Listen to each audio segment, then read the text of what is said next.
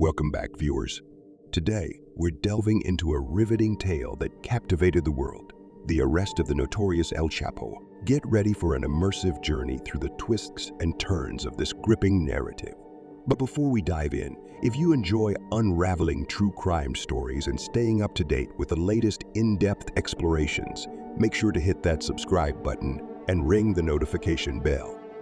On February 22, 2014, one of the world's most wanted criminals, El Chapo Guzmán, head of the Sinaloa Cartel, the world's biggest drug trafficking organization, is arrested in a joint U.S.-Mexican operation in Mazatlan, Mexico, after outrunning law enforcement for more than a decade.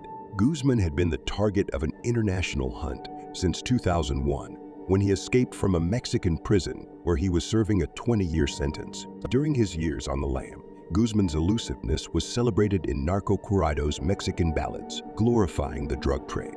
While in such places as Chicago, where his cartel supplied the majority of the narcotics sold in the city, he was declared public enemy number one.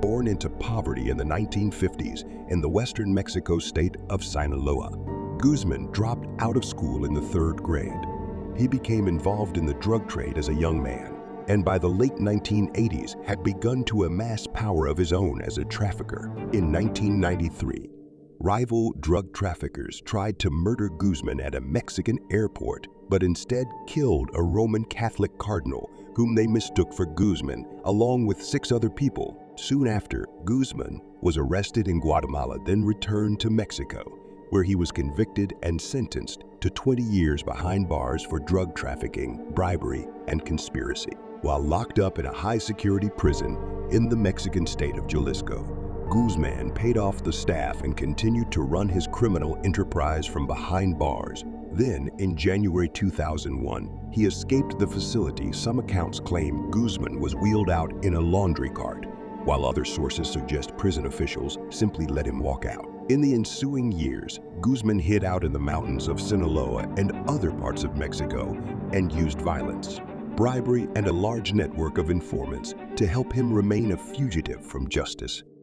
He would periodically dine out in public, sending his gunmen into a fancy restaurant ahead of him to confiscate the phones of the other patrons, and then returning the devices and paying for everyone's meal after he'd finished eating. All the while, he continued to expand his drug trafficking empire, which grew into the biggest supplier of illegal narcotics in America. The U.S. government offered a $5 million reward for information leading to Guzmán's arrest. The break that ultimately led to Guzmán capture came on February 20, 2014, when law enforcement agents traced a signal from a BlackBerry belonging to one of Guzmán's bodyguards to the Sinaloa resort city of Mazatlan. The following night, a group of Mexican Marines, along with a small assemblage of agents from the U.S. Drug Enforcement Agency, Department of Homeland Security, and U.S. Marshals, gathered in Mazatlan, where they had traced the BlackBerry signal to a condominium building called the Hotel Miramar.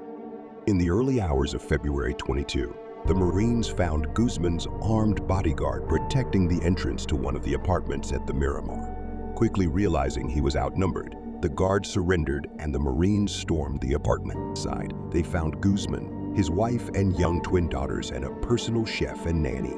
The drug lord ran into a bathroom only to give himself up moments later. No shots were fired during his arrest. Thank you for joining us in exploring the captivating story of El Chapo's arrest. If you found this video informative or intriguing, don't forget to show your support by leaving a like and subscribing to our channel for more gripping content.